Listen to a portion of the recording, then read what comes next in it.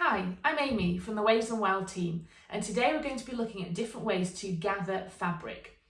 I'm going to show you my 3 favourite methods for gathering, and I'll talk you through exactly how to do it and show you how to do it, and give you some tips and tricks and explain when you might want to use each gathering method and whether it's more suitable for woven or knit fabric. Now, I'm only going to show you 3 today because I think these are the 3 best methods. They're certainly my 3 favourite methods. There are loads and loads of different ways to gather fabric, and you've probably seen some sewing hacks about how to do it using forks and things like that. But I think these 3 are the best because they give a good result, they're relatively simple to do, and they don't involve using any equipment that probably shouldn't really be with your sewing machine. But why would you want to be gathering your fabric? There's quite a few of the Waves and Wild patterns that require you to do this at some stage during the construction process. So you might need to gather the fabric of a skirt to make it fit to your waistband, or you might need to gather the fabric of the skirt portion of a dress so that it fits to the bodice but gives a nice floaty full skirt effect. You also might want to add gathers to a sleeve to give it an interesting feature, or you might just be wanting to add ruffles to something and you need to gather your fabric for that too. So let's get on the sewing machine and have a look at these 3 different methods and exactly how they work. Before we get started, I just wanted to let you know what my setup is for gathering fabric, and it's pretty standard setup on the sewing machine, other than starting to change the stitches, which we'll look at in a moment. So I've got a regular needle, whatever I would normally sew with when creating garments with woven fabric. I will switch that to a stretch needle when we start to look at using knit fabric. And I've just got a regular sewing machine foot. I'm using a clear one today just so that you can see a little bit better what I'm doing. But just your regular sewing machine foot will do just fine. There is an argument to say that using a walking foot will help, especially when doing the gathering that involves using elastic.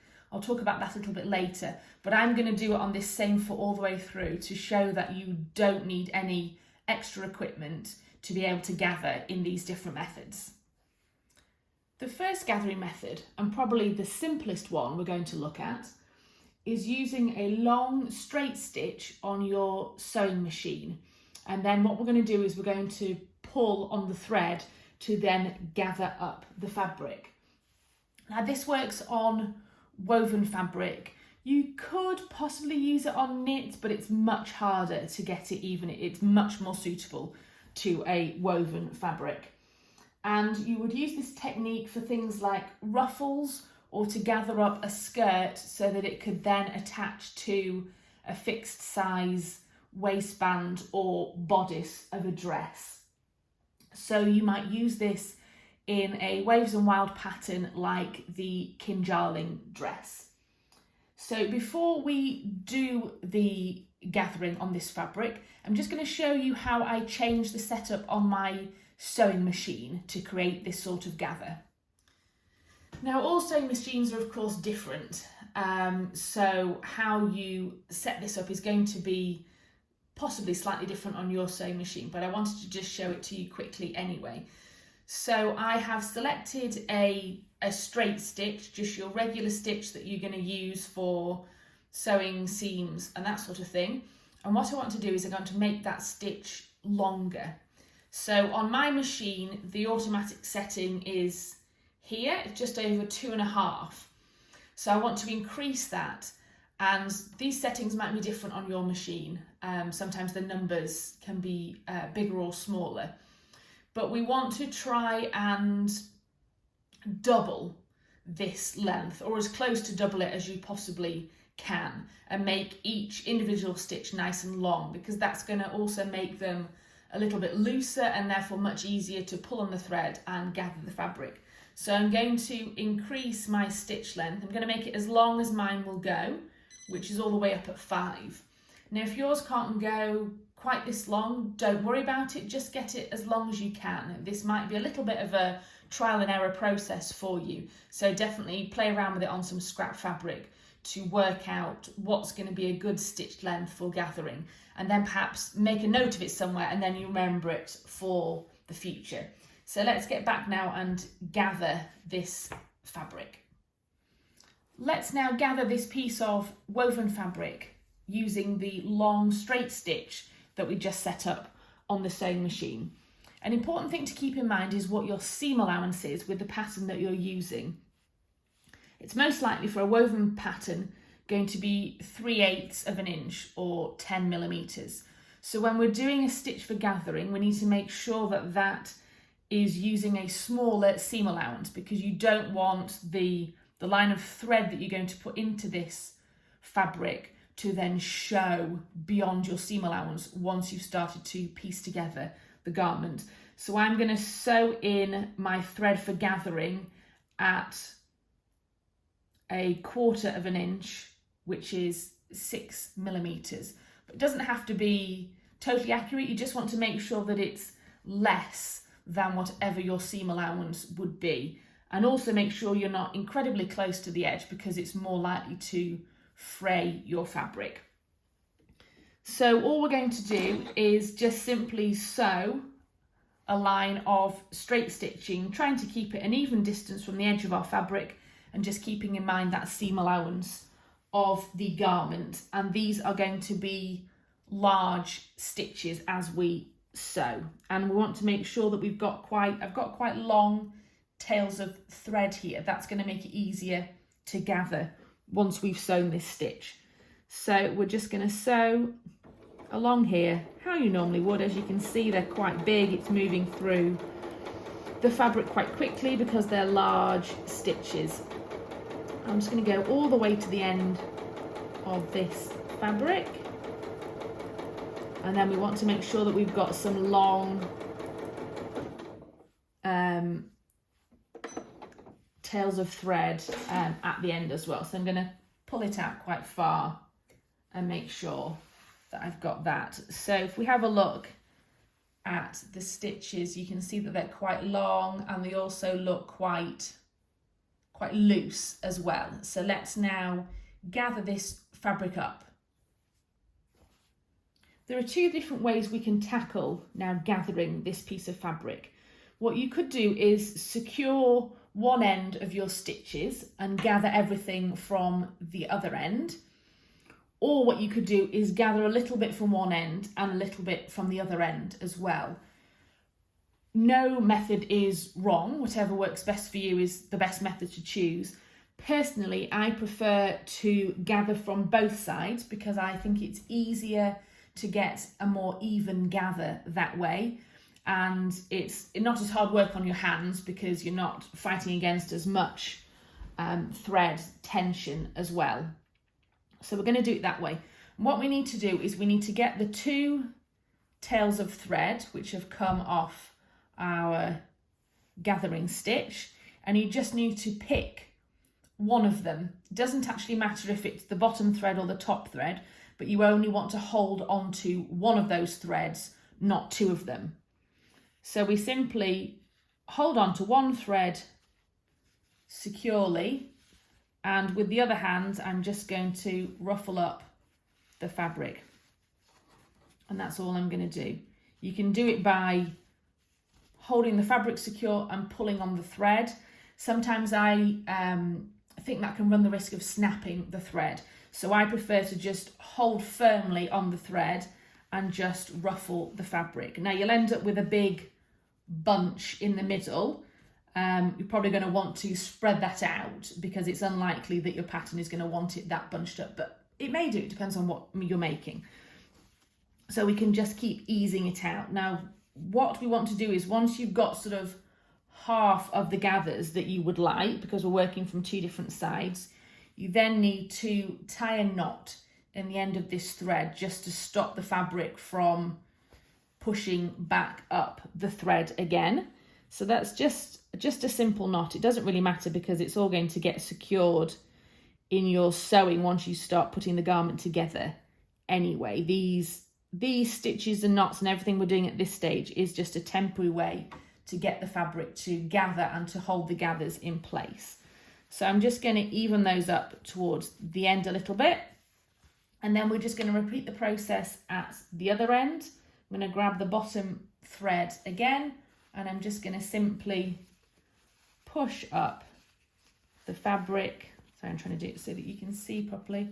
I'm just going to push it up to create those ruffles. And when you're attaching it to your garment, wherever that may be, what you'll need to do is make sure that whatever you are reducing the length of this to is then going to match perhaps the bodice or the waistband that you're then attaching this to. So keep checking it. I mean, you could also measure if you didn't have the other part of the garment ready. You could just take a measurement and work out, oh, I need this to be 20 centimetres long, for example. So just compare it to a ruler and work out, oh, actually it needs to be a little bit longer, so I'm just going to release some of these gathers, or it still needs to be shorter and I'm just going to scrunch up some more.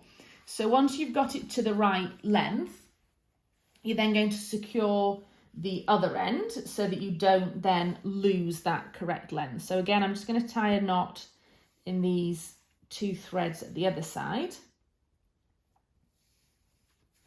So that's now secured to the correct length, but it all looks a little bit uneven. It's nicely ruffled here and then it's much looser here. So we just simply want to just even these out, and you're just going to do this by eye. And we're going to be quite gentle because we want to make sure that our knot doesn't come undone, which is securing the thread. And we've always got to be careful that we don't want to snap the thread as well, because then you'd have to start the process again. So you just want to even that out, and once you're happy with it, you're done. You can then go ahead with the next step of the process. One last thing to mention about using a long straight stitch to gather woven fabric is that if you're using a much thicker fabric, like a denim or cord or something like that, you might find it more difficult to do this on the sewing machine. You'll be able to sew the long straight stitch no problem, but then when you start to ruffle it up, it might be a little bit more difficult and you're probably more likely to snap your thread.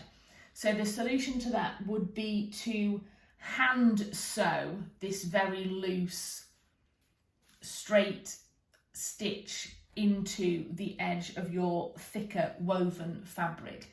And that means that you're not going to end up with two lots of thread, because there'll be no top thread and bottom thread like there is on a sewing machine. You will just have one, almost like a hand sewn basting stitch. And you would use it in a similar way to this method, but you would need to secure the stitch by sewing it down at both ends rather than tying a knot, because there's nothing for you to knot one thread to. But that's probably going to make it easier for you to gather thicker fabrics, and you might possibly also want to consider using a thicker thread if you're doing that. The next gathering method we're going to look at involves using some clear elastic. You can use this method for both woven and knit fabric, and I'm going to show you both examples on the sewing machine just to see if there are any differences between the practicalities of actually creating gathers this way. When it comes to using clear elastic with woven fabric, you might use this in a pattern like the Too Wild dress.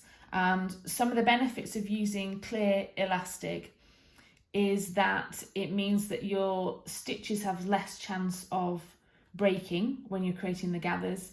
And it also just gives a really secure feel both to the gathered edge and then to the garment as a whole. So it's a really great thing to use when you're gathering at the waist, because you want that to be nice and strong in your completed garment. The first thing we're going to do is we're going to attach the elastic to our fabric and pin it in place before we start to sew. So what I've done is I've found the middle point of my fabric edge, and I've just marked it with a little bit of pen. I'm then going to find the middle point of my elastic, and I'm just going to do that by folding it in half and finding the middle point that way. And then I'm going to pin that middle point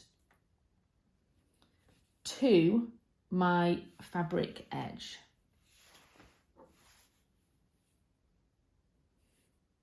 I would highly recommend, not highly recommend, I would insist that you use pins for this process. I love sewing clips, but when it comes to attaching elastic in this way, when we're gathering elastic, I think pins have to be used because they keep things in place in a much more permanent way during the sewing process.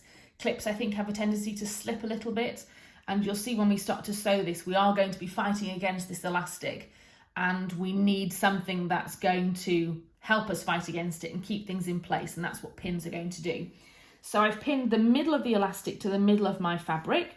I'm then going to pin the end of the elastic to the two different ends of the fabric. Now, of course, the elastic is shorter than the piece of fabric that we're attaching it to, so it's going to look a little bit strange at this point. It's going to be all rumpled up, but that's okay because that's what we want to do with this fabric anyway. We want to reduce it in size and gather it up so it ends up the same size as our piece of elastic. So that's what it looks like for the moment. A bit strange really, but this is correct. Now, the clear elastic that I'm using today is actually a little bit slightly thicker and a little bit stiffer than I would like. So it's a little bit difficult to get it to stretch to fit. It will do it, so that's fine. So it's still going to be suitable, but it's a little bit more difficult than I would ideally like it. And that's perhaps a lesson in buying things online when you can't actually feel them. But sometimes we have to. I don't have a local shop that sells this sort of stuff, so I had to get it online. Before we start to sew this, I will just say that my setup on the sewing machine is the same as before, but now I have switched to a zigzag stitch for adding this elastic to our woven fabric. My sewing machine, the sort of set zigzag stitch is actually quite small, both in the height of the zigzags and how close together they are. So I have increased both of those sizes just so it's a little bit more spread out, which is going to make it easier. You'll just have to check on your own machine how your standard setup is and whether you need to make any adjustments. And I'd recommend just practicing it on some scrap fabric just to work out what the right size is going to be and what works well for you and the elastic that you have. So we're going to start sewing at the top end here. The zigzag stitch that I have on my sewing machine starts with a little bit of a securing stitch, which is really useful. If yours doesn't do that, then I would just recommend doing a few zigzags before you take the first pin out, just to secure the first end of the elastic to your fabric. So we're just going to sew this in place, and what I need to do is I'm going to take hold of my pin that's in the middle. It's difficult to show you because I'm right-handed. I'm going to take hold of my pin that's in the middle, and I'm going to stretch the elastic so that it ends up the same size as the woven fabric. Now, because I'm pulling away from the sewing machine, as I start to sew, it's not going to travel through the machine like it normally would just sewing a normal piece of fabric. So once I get going, and I'm going to sew a few stitches without pulling it too much, just so I can get the fabric out of the other side of my sewing machine foot, I'm then going to have to hold that at the back and guide the whole thing through the machine. We'd never normally do that because we want the sewing machine to do the work, but because of using this elastic, I'm basically fighting against the machine, so I need to help it move through and create those even zigzag stitches. That does take a little bit of practice because you don't want to pull it too much, because then it will just whoosh through and you might snap your thread or the needle, or you'll end up with hardly any stitches, which is no good.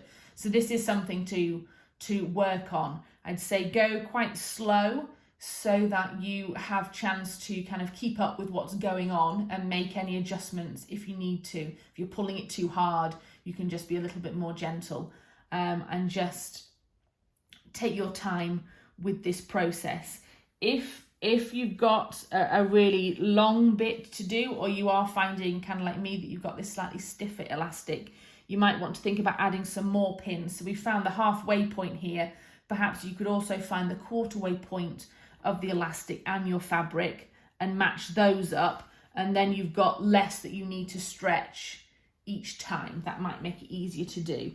But we're just gonna go for it and see what happens. I'm gonna try and hold it from this side so that you can see what I'm doing, but that's gonna be a bit more difficult for me because I am actually right-handed.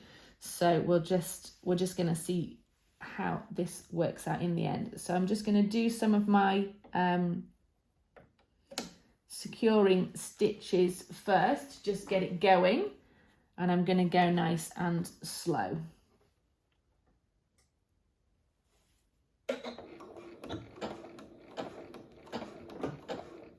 Okay, so now I'm going to stretch this.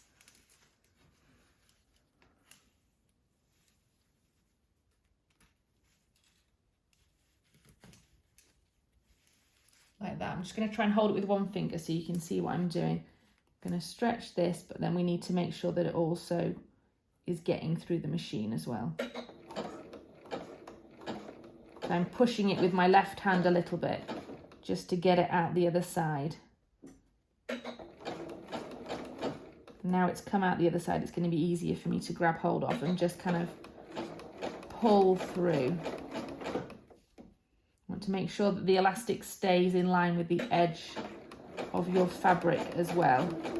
So I'm pulling from the back, but also stretching out this elastic. And once I get close to this pin, I'll stop stretching and just take this pin out. And then we've got the second half to do. So I'm going to do the same thing again. Pushing foot down first. Stretch that out, and then I'm helping to feed it from the back as well.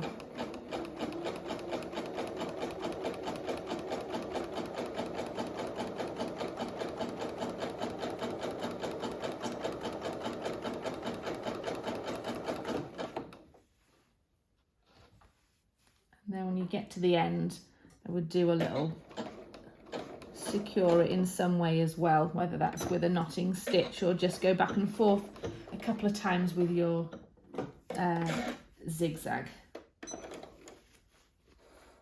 Okay, so there we go. So we've sewn the elastic onto the fabric, and you can see how even those gathers are, which is really nice. There you can see how much smaller my zigzag stitch is still compared to the width of the elastic, so perhaps I needed that even bigger, but it's because I've done it quite close to the top, at least it's going to keep it out of the way of the seam allowance, which is really good. And it's just a really nice even gather all the way along, and then we've still got a little bit of stretch because of the elastic, which is great for our clothes as well. Now let's do the same gathering method using our clear elastic, but we're going to do it this time with some stretchy knit fabric. So you would use this perhaps in the Waves and Wild eclipse pattern when you're making the eclipse dress. The instructions recommend using elastic when you're creating the skirt of the dress. So we're going to do the same as we did before. I've marked the middle of my width of fabric, marked it with a pin this time, and we're just going to match up the elastic as we did before, find the middle point of the elastic, and I'm going to pin that in place, and then we're going to pin the two ends as well.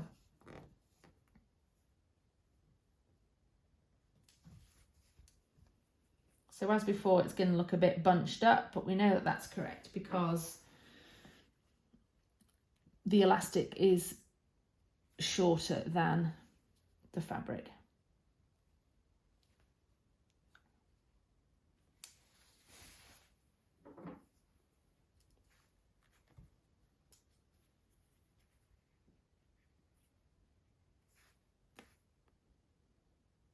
So that's the elastic pinned in place again. Now we're going to do exactly the same process and stretch our fabric to meet the elastic. The only extra thing to keep in mind when you're doing this with a stretchy fabric like knit is that of course the fabric stretches as well. So what we've got to do is when we're stretching is we need to make sure that the elastic stretches to basically the relaxed size of what we've cut for our knit fabric. We don't want to, we could keep, see if I stretch it, that's now to the relaxed size. I could actually keep stretching and I'm stretching the fabric as well as the elastic. So we need to get that balance right. Otherwise this will end up the wrong size. So I'm going to do exactly the same thing again using a zigzag stitch. The only difference I'm going to make compared to the previous video is I have increased the height of my zigzag stitch because as we saw in the other one it wasn't covering all of the elastic, so I'm just going to make that a little bit bigger for this example. I'm going to do exactly the same thing as we did when we were using elastic on the woven fabric, and we're going to stretch the elastic to fit the relaxed size of our knit fabric. And we've got to be careful that we don't overstretch and end up stretching this fabric as well. I find with knit fabric that you need to support it through the machine even sooner than you do with the woven fabric, otherwise it's just going to start sewing in the same place. So you can combat that either by sewing for a little bit longer before you start to stretch, or because our fabric hasn't come out of the back of the sewing machine foot yet, so we've got nothing to hold on to, you could use your thread tails to help pull it through as well. It's just getting that balance between being gentle with it and not stretching, but also getting it to move through the machine as well.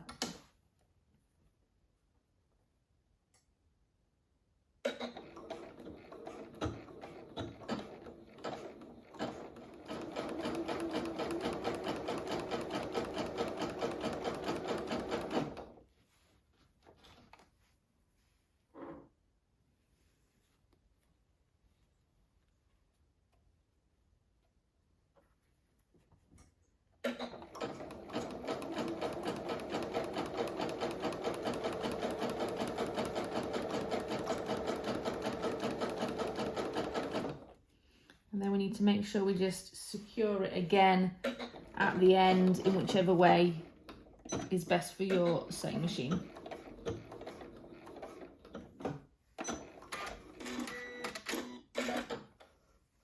And then we've got our elastic added into our knit fabric. It's still gathered it nicely. You can see a bit better on the back how even the gathers are. And that's how to add the elastic into your jersey or knit or stretch fabric.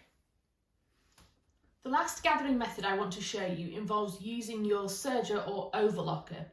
Now there are quite a few different ways to gather woven fabric on an overlocker, but these involve either adjusting your stitch length or changing the differential feed, or doing both of those things, and not all overlockers have that function.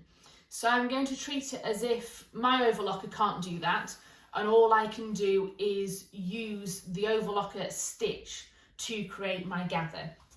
So this is going to work on woven fabric again in a similar way to what we did with the long straight stitch. And then we're going to start with a piece of fabric that's bigger than we need, and it's going to be the gathering that reduces it to the correct size. But I just wanted to show you how I've got my overlocker set up, so that you'll then understand what each of the stitches is doing on my woven fabric. So we've got a dark grey in the left needle, we've got this yellowy gold in the right needle, and then we've got a blue in the upper looper and a green in the lower looper. So let's take a look now at the overlocking stitch that I've put onto the fabric and what we're going to do to that to gather it. So here is my overlocked piece of woven fabric, and let's just have a look at how those threads are looking once the overlocker stitch has been sewn. So you can see we've got the darker grey as the left needle, the yellowy gold as the right needle, the blue as the upper looper, and then if I just flip it over, you can see the green as the lower looper. So what we need to do first of all is we need to free up all of the different threads so that you can get at all four nicely separated and not all chained together. So what I'm going to do that is to just gently ease them apart. I'm using the closed tip of some small scissors. I wouldn't recommend using a seam ripper for this process because you're more likely to cut the threads. I'm just going to snip off the ends because it's a little bit knotted up. But then we just need to just sort of ease open these loops so that we can see all four of our coloured threads all separated out. There we go, we've got all four there and you can see all of the different colours. So what I need to do is I need to find that right needle thread, which is the yellowy gold. And it's always going to be one of these straight stitches here, not the loopy ones. And just like we did with the long stitch gathering method on the sewing machine, I'm going to pull on this thread to gather the fabric.